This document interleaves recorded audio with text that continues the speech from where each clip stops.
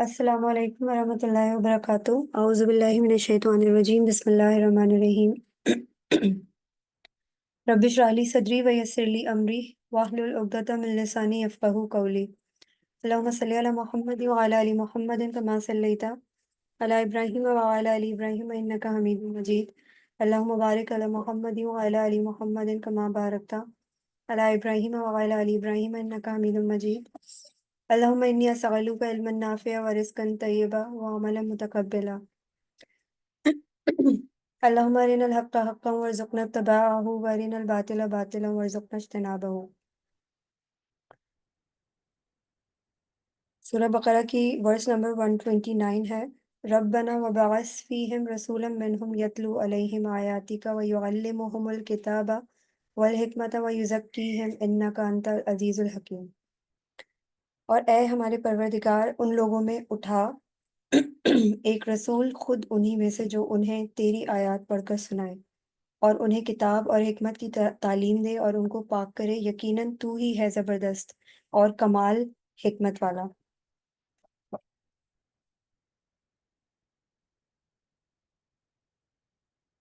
Basically اس کا جو شان نزول ہے کہ یہ آیت کب اور کیوں نازل ہوئی، مدینہ منورہ میں ہجرت کے بعد یہ نازل ہوئی، مگر اس آیت میں ذکر حضرت ابراہیم علیہ السلام اور حضرت اسماعیل علیہ السلام کی تاریخی دعا کا ہے جو انہوں نے خانہ کعبہ کی تعمیر کے دوران مانگی تھی۔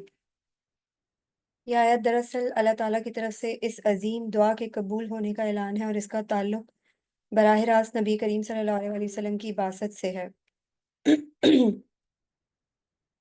حضرت ابراہیم علیہ السلام نے جب خانہ کعبہ کی تعمیر مکمل کی تو انہوں نے دعا کی کہ ان کی نسل میں ایک نبی پیدا ہو جو لوگوں کو اللہ کا کلام پڑھ کر سنائے، انہیں علم اور حکمت دے اور ان کے دلوں کو پاک کرے۔ یہ دعا اس وقت قبول ہوئی جب اللہ تعالیٰ نے نبی کریم صلی اللہ علیہ وسلم کو حضرت محمد نبی کریم صلی اللہ علیہ وسلم کو اسی قبیلہ قریش میں نبی بنا کر بھیجا، اور اللہ تعالیٰ نے یہ آیت نازل فرما کر بتا دیا کہ ابراہیم کی دعا پوری ہو چکی ہے اور وہی نبی محمد صلی اللہ علیہ وسلم ہے۔ حدیث میں آتا ہے کہ ہمارے نبی صلی اللہ علیہ وسلم نے فتح مکہ کے بعد فرمایا کہ میں اپنے والد ابراہیم علیہ السلام کی دعا ہوں، اور اس کے علاوہ حدیث ہے کہ میں عیسیٰ کی خوشخبری ہوں، عیسیٰ علیہ السلام کی خوشخبری ہوں اور اپنی ماں کا خواب ہوں۔ یعنی حضرت آمنہ بی بی آمنہ رضی اللہ تعالیٰ عنہ جو ہیں وہ جب پریگننٹ تھیں تو انہیں خواب میں آیا تھا کہ ان کے پاس سے نور نکلا ہے اور ان کو شام کے محلات دکھائے گئے تھے، اور بعد میں جب یہ بات مشہور ہوئی تھی تو سب لوگوں نے کہا تھا کہ یہ جو ہے یہ بہت بڑا مشہور آدمی یا ایک انسان ایسا ہوگا جو بی بی آمنہ کی اولاد میں سے ہوگا۔ یہ آیت بیسکلی ہمیں بہت ساری چیزوں کی نشاندہی کر رہی ہے ہمارے سامنے، کہ ایک تو یہ ہے کہ حضرت ابراہیم علیہ السلام ہمارے نبی صلی اللہ علیہ وسلم کے لیے دعا مانگتے ہیں، امامت کی دعا مانگتے ہیں اپنے اولاد میں سے، ٹھیک ہے۔ اور اس کے علاوہ جو ہے نا وہ ایک سیکنڈ، امام راضی فرماتے ہیں کہ اس دعا کے اندر 4 بنیادی عناصر ہیں۔ ایک تو تلاوت آیات ہے، دوسرا تعلیم کتاب ہے، اور تیسری تعلیم حکمت ہے، اور چوتھا تزکیہ نفس ہے۔ ان کے مطابق یہاں ترتیب جو ہے نا اس پہ غور کرنے کی ضرورت ہے کہ پہلے ذکر ہے تلاوت کا، کیونکہ دلوں کی زمین کو نرم کرنے کے لیے سب سے پہلے قرآن کا نزول اور اس کی تلاوت ضروری ہے۔ اور یہ بات ہم سب جانتے ہیں کہ قرآن کے الفاظ ایسی بارش کی حیثیت رکھتے ہیں جو ایک بنجر اور مردہ زمین کے اوپر جب بارش برستی ہے تو ہریالی آ جاتی ہے اور سبزہ اگاتا ہے۔ اسی طرح جب قرآن کے الفاظ انسان کے مردہ دلوں پر اترتے ہیں تلاوت کی صورت میں، تو وہ انسان کے دل کی آلودگی کو پاک اور صاف کر دیتے ہیں۔ پھر علم دیا جاتا ہے اچھا، اس کی جو ہے نا اس تلاوت کے بعد جو ہے علم دیا جاتا ہے تاکہ فہم حاصل ہو، اور پھر حکمت یعنی عمل کا شعور ہو، اور آخر میں تزکیہ نفس یعنی تزکیہ تاکہ دل پاک ہو سکے۔ امام راضی کہتے ہیں کہ یہ ترتیب تربیت نبوی کا کامل نقشہ ہے۔ इसी तरह एक और तफसीर में आता है कि इस दुआ को नबवी मिशन का बुनियादी खाका भी करार दिया जा सकता है। उनके नज़दीक तिलावत, तालीम, तज़किये का मतलब है कुरान की दावत, फ़िक्री तरबियत, अखलाकी इस्लाह और माशरती इस्लाह। वो फरमाते हैं कि ये आयत नबवी मिशन को सिर्फ़ मज़हबी हद तक महदूद नहीं रखती, बल्कि एक समाजी, तालीमी और रूहानी इनकलाब का ऐलान है। सैयद कुतुब फरमाते हैं कि आज के मुसलमानों को अगर रसूलुल्लाह सल्लल्लाहु अलैहि वसल्लम के मिशन से मदद चाहिए तो उन्हें इन रास्तों पर चलना होगा। कुरान से जुड़ना, इल्म हासिल करना और हिकमत हासिल करना और फिर नफ्स की इस्लाह। इसके अलावा तफ़सीर में आता है कि एक और तफ़सीर में आता है कि इब्राहिमी दुआ का तसलसल भी इसको कहा जा सकता है, जो उन्होंने बैतुल्लाह के साथ जोड़ी थी और वो नक़ल करते हैं तिबरी नक़ल करते हैं कि तमाम अहले इल्म इस बात पर मुत्तफ़िक़ हैं कि इस आयत का मक़सूद नबी करीम सल्लल्लाहु अलैहि वसल्लम की बासत से है। रिवायात में ये भी कहा जाता है जिनमें नबी करीम सल्लल्लाहु अलैहि वसल्लम ने फ़रमाया कि जैसे मैंने अभी आपको बताया कि फ़तह मक्का के दौरान हमारे नबी सल्लल्लाहु अलैहि वसल्लम ने फ़रमाया अना दावती अबी इब्राहीम, मैं अपने वालिद इब्राहीम की दुआ हूँ।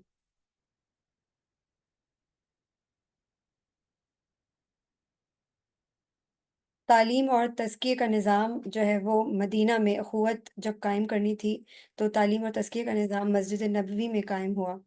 इसके अलावा अगर हम सीरा के और मामलात को देखें तो सफ़र ताइफ़ के बाद आसमानी मदद जब आई थी, अहले ईमान पर अल्लाह की मदद उसी वक़्त आती है जब वो सब्र, इल्म, तज़किया और दावत पर जमे हुए होते हैं।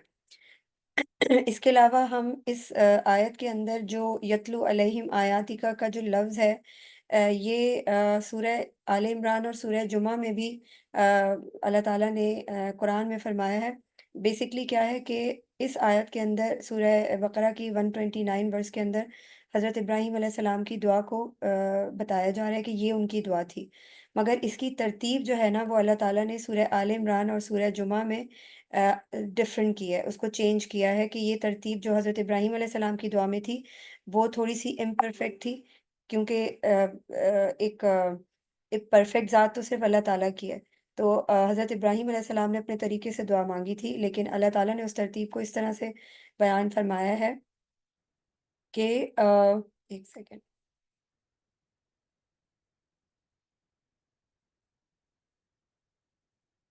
यकीनन अल्लाह ने मोमिनों पर बड़ा एहसान किया जब इनमें उन्हीं में से एक रसूल भेजा जो उन पर उसकी आयत पढ़कर सुनाता है, उनको पाक करता है और उन्हें किताब व हिकमत सिखाता है, हालांकि वो इससे पहले खुली गुमराही में थे। तो आप इधर देखें, ये है सूरह आले इमरान की आयत नंबर 164 और इसके अंदर आप देखें इसकी तरतीब क्या है। यतलू अलैहिम आयाती ही, पहले अल्लाह की आयत की तिलावत करना, उसके बाद दूसरे नंबर पे जो है वो तज़किया आया है और हज़रत इब्राहीम अलैहिस्सलाम की दुआ में तज़किया आखिर में आया था।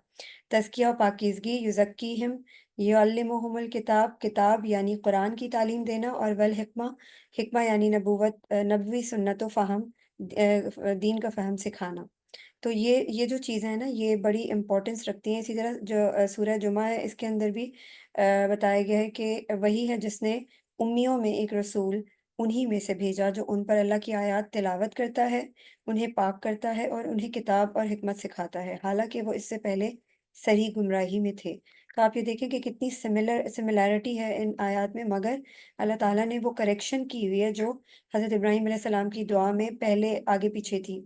क्योंकि बेसिकली क्या है कि यहाँ पर बताया जा रहा है कि अच्छा, एक और चीज़ मैंने नोटिस की थी कि तर्जुमे में ये लिखा हुआ था जो मैं पढ़ रही थी यतलू अलैहिम है ये, अला का मतलब होता है ऊपर और मतलब किसी चीज़ के ऊपर यानी उन पर, उनके ऊपर।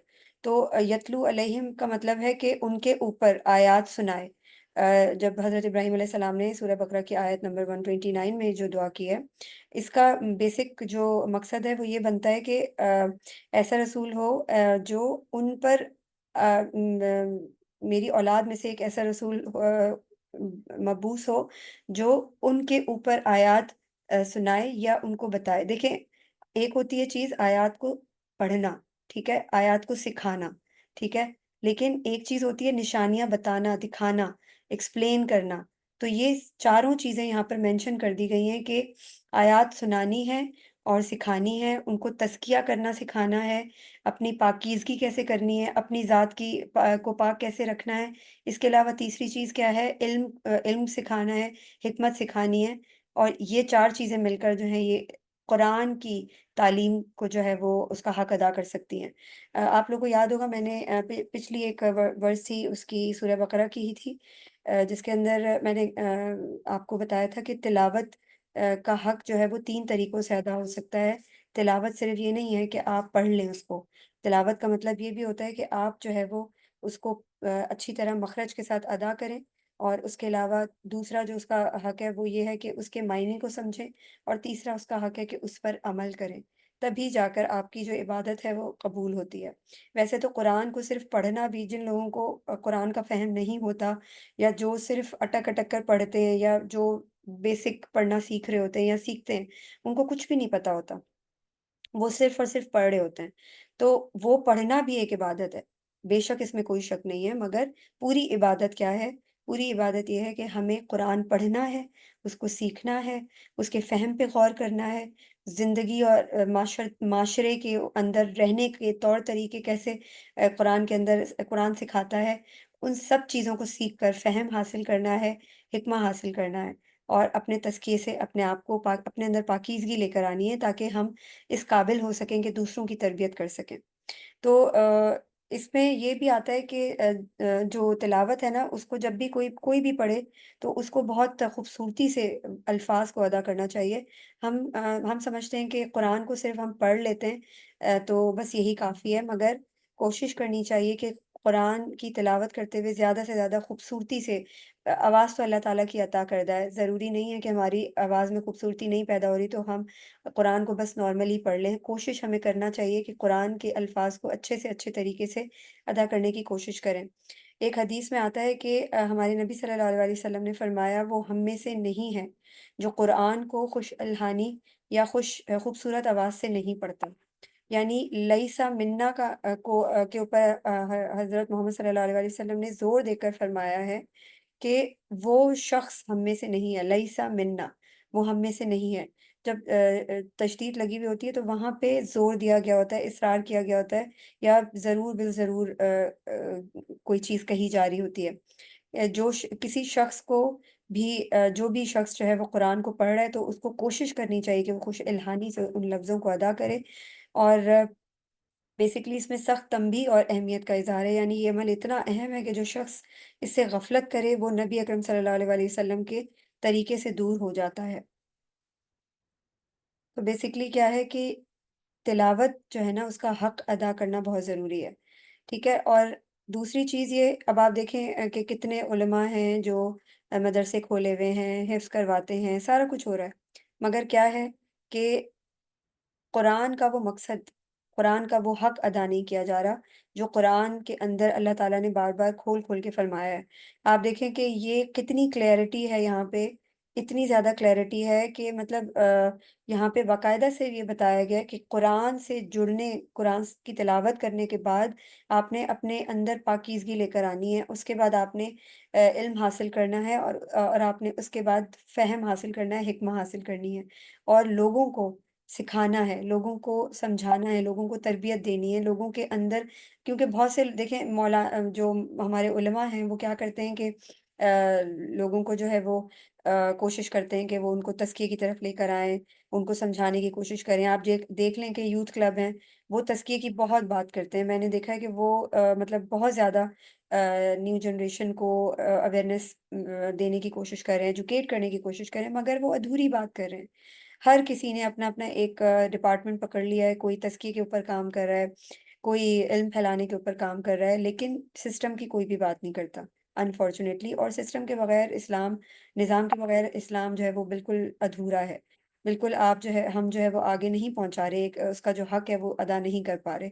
तो ये बहुत ज़रूरी है कि ये चीज़ें जो हैं ये कंप्लीट बताई जाएँ, जो हम कंप्लीट नहीं बता रहे अपनी नई नस्ल को। और उलमा जो हैं वो तज़किया करवा लेते हैं, वो अपने अंदर झाँकने को कहते हैं, और समझने को कहते हैं, अपनी ज़िंदगी के बारे में गौर व फ़िक्र करने को कहते हैं। लेकिन वो ये नहीं कहते कि कुरान 4 चीज़ें सिखाता है, ये 4 चीज़ें مل کر ہمارے نبی صلی اللہ علیہ وسلم کی سیرہ سے ہمیں نظر آ جاتا ہے کہ انہوں نے زندگی کیسے گزاری، انہوں نے صحابہ کرام کی تربیت کیسے فرمائی۔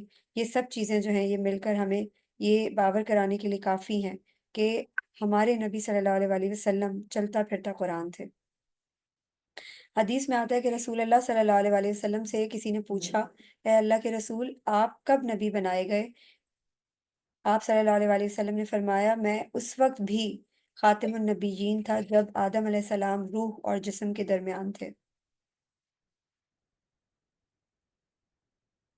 اس حدیث کا مطلب یہ ہے کہ نبی اکرم صلی اللہ علیہ وآلہ وسلم کی نبوت کا فیصلہ اور تحریر اللہ کے ہاں اسی وقت ہو چکا تھا جب ابھی حضرت آدم علیہ السلام کی تخلیق کو بھی مکمل نہیں کیا گیا تھا۔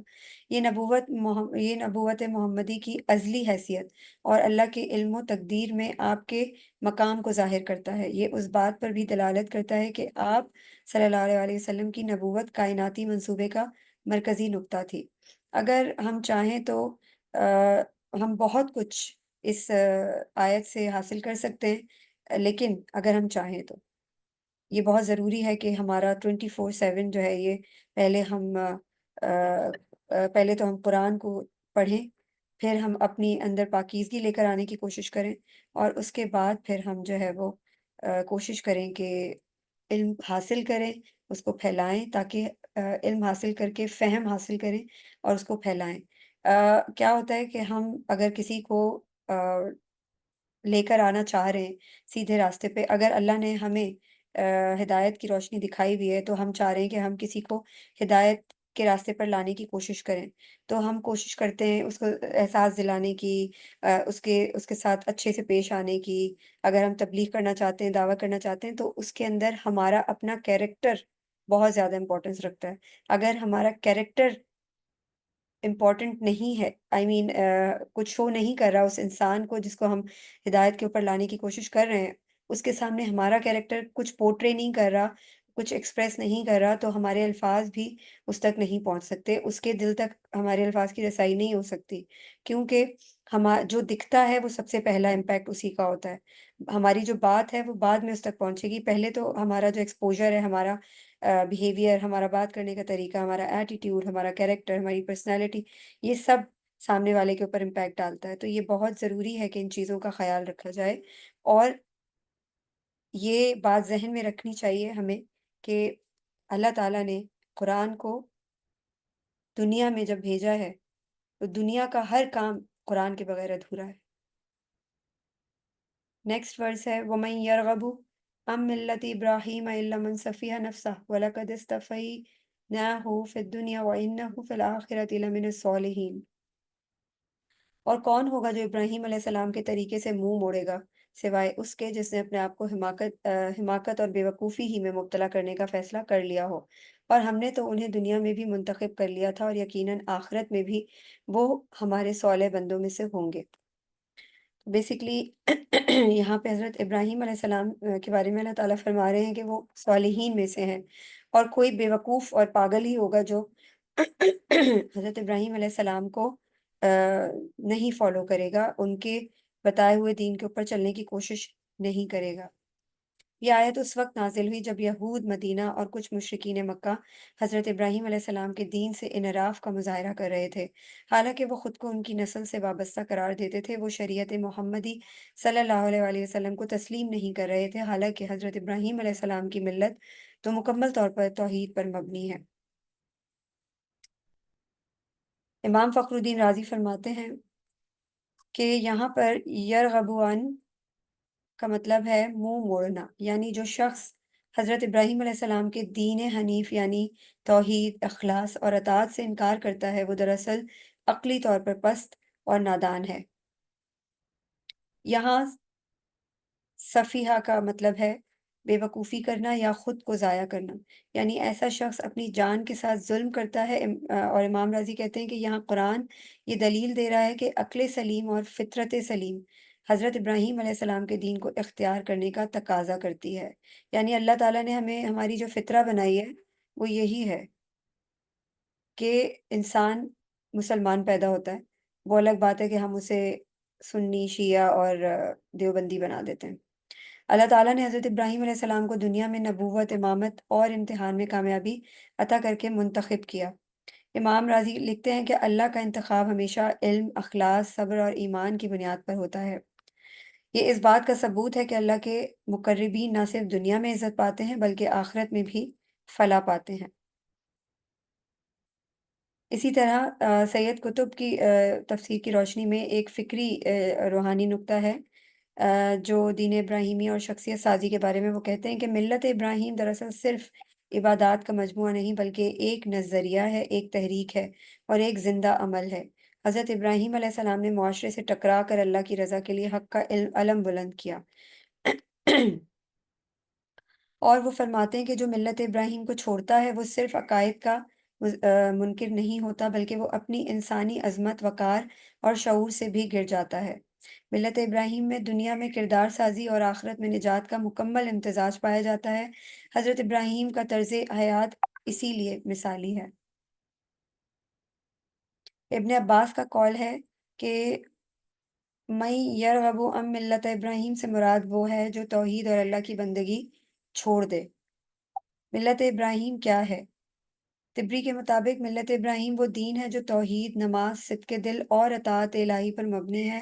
اس میں کسی بھی شکل میں شرک نہیں ہے۔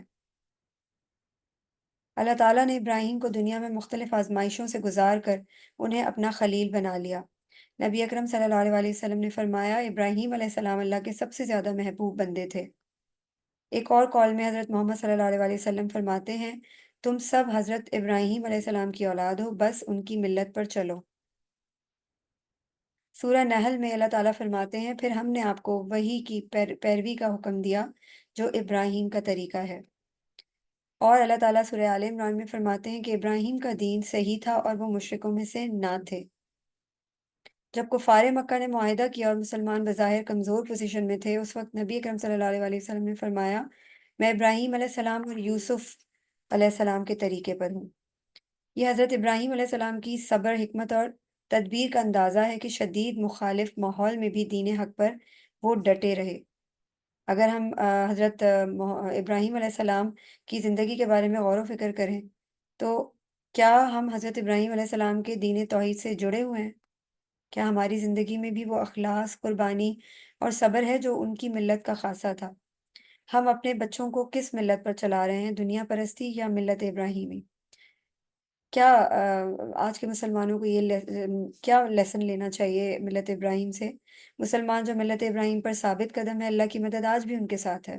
یعنی فلسطین کے، غزہ کے مظلوم مسلمانوں کے بارے میں اگر ہم بات کریں تو وہ قربانی، صبر اور توحید پر ثابت قدمی سے ملت ابراہیم کی روح کو فالو کر رہے ہیں اور اللہ کی مدد انہی کے ساتھ ہے۔ اسی طرح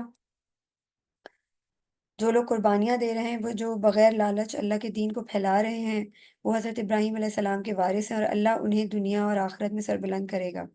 اگر ہم چاہیں تو ہم ملت ابراہیم کے اوپر چلتے ہوئے اپنی زندگی کو قرآن کا حق ادا کرتے ہوئے فالو کر سکتے ہیں۔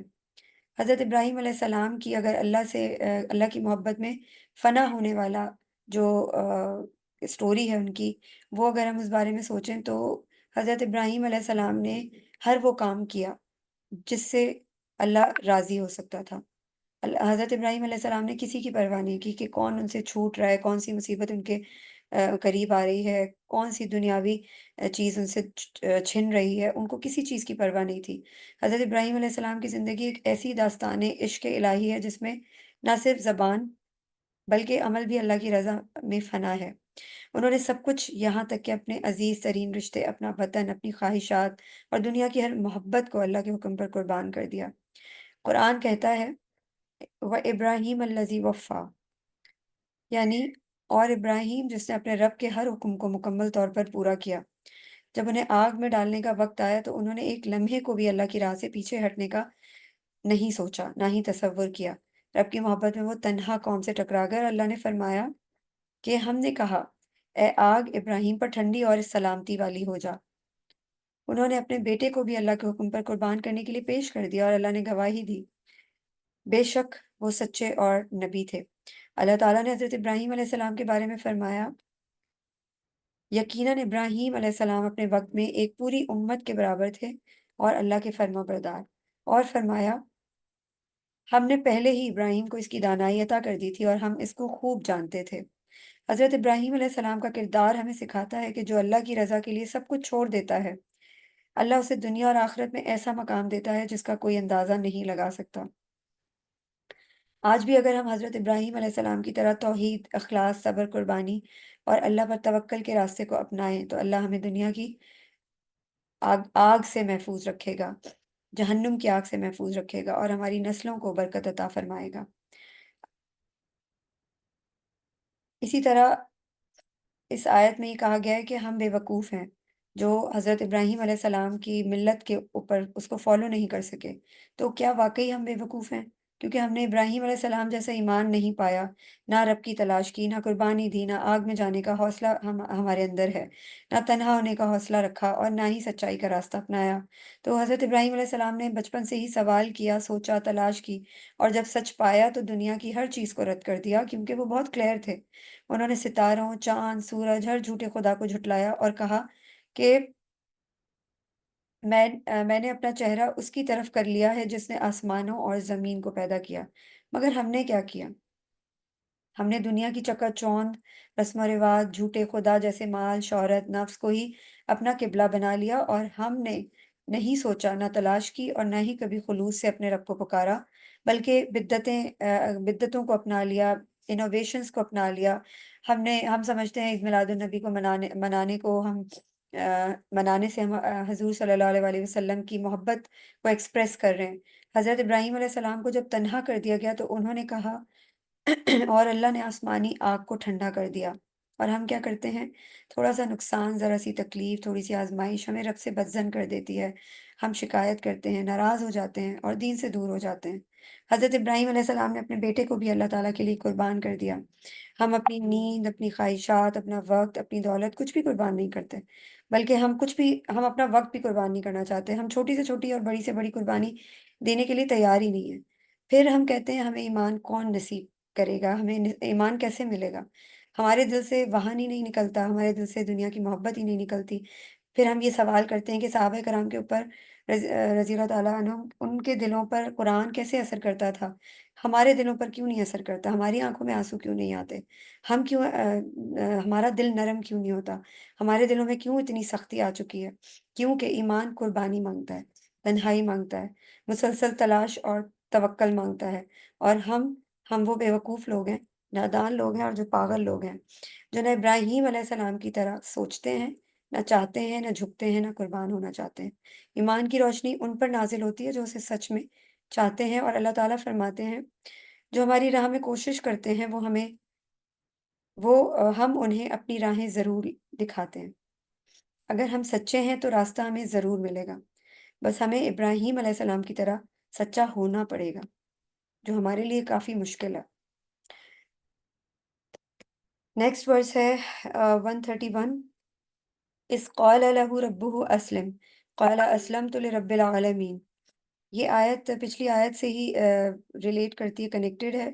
جب بھی کہا اس سے اس کے پروردگار نے کہ متی فرمان ہو جاؤ، تو اس نے کہا میں متی فرمان ہوں تمام جہانوں کے پروردگار کا۔ یہ آیت حضرت ابراہیم علیہ السلام کی مکمل اطاعت، اخلاص اور تسلیم و رضا کی مثال پیش کرتی ہے۔ مفسرین کے مطابق اس آیت کا شان نزول عمومی ہے یہ، لیکن یہود و نصارہ کے اس دعوے کے رد میں بھی ہو سکتا ہے، جو اپنے آپ کو ابراہیم علیہ السلام کے طریقے پر چلتے ہوئے پاتے تھے اور کہتے بھی تھے، حالانکہ وہ ان کے اصل دین سے بھٹک چکے تھے۔ اچھا، اسلم کا مطلب امام راضی فرماتے ہیں کہ اپنے تمام وجود کو اللہ کے سپرد کر دینا ہوتا ہے، یعنی بغیر کسی چوں چرا کیے۔ اس میں دل، عقل، جسم، خواہشات سب شامل ہیں۔ یعنی انسان کسی لاجک میں نہیں پڑتا، بلکہ ہر چیز اس چیز کو ایکسیپٹ کر رہی ہوتی ہے۔ اس کا دل، اس کی عقل، اس کا جسم، اس کی خواہشات سب اس میں شامل ہوتی ہیں کہ وہ اللہ تعالیٰ کو اپنے سرنڈر کر دیتا ہے، اللہ تعالیٰ کے سامنے ایک سلیو کی طرح اپنے آپ کو پیش کر دیتا ہے۔ حضرت ابراہیم علیہ السلام نے رب کے حکم پر فوراً اطاعت کا اظہار کیا، جو ایمان کی اعلیٰ ترین شکل ہے۔ امام راضی کے نزدیک یہ آیت ان کے مقام خلت یعنی اللہ کا خلیل بننا کا سبب ہے۔ अक्लमंद वही है जो हक को पहचान कर फौरन झुक जाए। यह आयत इस्लामी तसव्वुर अब्दियत की बुनियाद है। सैयद कुतुब फरमाते हैं कि ये आयत खालिस ईमान की तस्वीर है, जहाँ इब्राहीम अलैहिस्सलाम ने बगैर सवाल किए सिर्फ अल्लाह की रज़ा की खातिर खुद को मुकम्मल तौर पर सुपुर्द कर दिया। इसे तहरीक इस्लामी के मुजाहिदीन के लिए मॉडल बनाते हुए सैयद कुतुब फरमाते हैं कि वो असलमतु कहना जो है वो काफ़ी नहीं, अमल और कुर्बानी भी ज़रूरी है। ये अताअत सिर्फ अल्लाह नहीं बल्कि रब्बुल आलमीन के लिए थी, यानी पूरे निज़ाम रबूबियत के खालिक के सामने झुकना। इब्न जरीर की आयत की तफसीर में है कि सहाबा व ताबईन से मनकूल तफसीर हैं। इब्न अब्बास रज़ी अल्लाह ताला अन्हो से मरवी है कि इस आयत में हज़रत इब्राहीम अलैहिस्सलाम की अताअत और खुलूस नियत की तरफ इशारा किया गया है। इसके अलावा अल्लाह ने हुक्म दिया कि खुद को खालिस मेरे लिए कर दो, और हज़रत इब्राहीम अलैहिस्सलाम ने फ़ौरन अताअत की। अगर हम इन चीज़ों पर गौर करें तो अल्लाह की बात को मानने में ताख़ीर नहीं करनी चाहिए। हज़रत इब्राहीम अलैहिस्सलाम की अताअत हमारे लिए एक नमूना है। इस्लाम सिर्फ़ ज़बान का इकरार नहीं बल्कि दिल और जान से तस्लीम करने का नाम है। क्या हम भी रब्बुल आलमीन के लिए वैसे ही झुक सकते हैं? सबसे पहले जिसने कलमा ला इलाहा इल्लल्लाह कहा वो इब्राहीम अलैहिस्सलाम थे। ये हदीस में आता है। रसूलुल्लाह सल्लल्लाहु अलैहि वसल्लम की इत्बाए इब्राहीम, नबी अकरम सल्लल्लाहु अलैहि वसल्लम अक्सर दुआ में कहते कि एक सेकंड, यहाँ पे तर्जुमा नहीं दिया हुआ इन्होंने।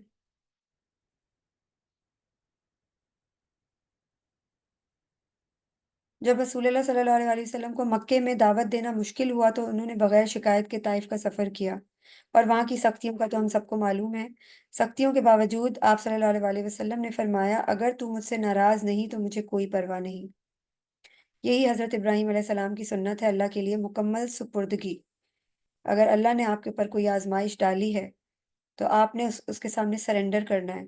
अगर अल्लाह ने आपकी कीमती चीज़ छीन ली है, आपसे कोई कीमती रिश्ता छीन लिया है, तो आपको अल्लाह के सामने सरेंडर करना पड़ेगा। कभी-कभी हमारी जो मोहब्बत है वो अल्लाह की मोहब्बत से ऊपर चली जाती है, वो भी शिर्क होता है। हम कभी-कभी हमारी ज़िंदगी में माँ-बाप औलाद की मोहब्बत में, औलाद माँ-बाप की मोहब्बत में, या दुनिया की मोहब्बत में, या पैसे की मोहब्बत में अल्लाह की मोहब्बत को नीचे कर देते हैं। तो फिर अल्लाह ताला हमें आज़माइश देके आज़माने की कोशिश करता है, तकलीफ़ देके आज़माने की कोशिश करता है। जो मिल्लत इब्राहीम को फ़ॉलो करते हैं, जो रसूल अल्लाह सल्लल्लाहु अलैहि वसल्लम की सुन्नत को फ़ॉलो करते हैं, वो सरेंडर करते हैं, वो अपने आप को सुपुर्द कर देते हैं अल्लाह के ऊपर कि अल्लाह ताला ने अगर ये आज़माइश ली है तो इसमें उसकी बेहतरीन प्लानिंग होगी, इसके अलावा और कुछ नहीं। जो मुकम्मल यकीन के साथ जिद्दोजहद कर रहे होते हैं, रब रब की मदद और नुसरत उनके साथ ज़ाहिर हो रही होती है। जैसा कि ईमान, इस्तिक़ामत और इख़लास का नज़राना। जब तहरीक इख़लास, वहदत और अल्लाह पर तवक्कुल से उठती हैं, तो वही मदद आती है जैसे हज़रत इब्राहीम अलैहिस्सलाम को मदद मिली आग के अंदर, और हर चीज़ के अंदर, हर तकलीफ़ के अंदर।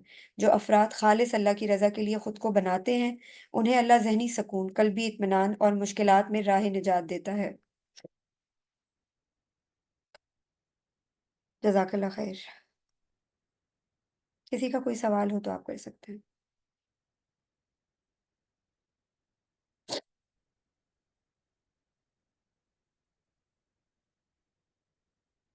अभी तो कोई सवाल नहीं है। किसी का भी नहीं है कोई सवाल, तो फिर इसको रैप अप करते हैं सेशन को।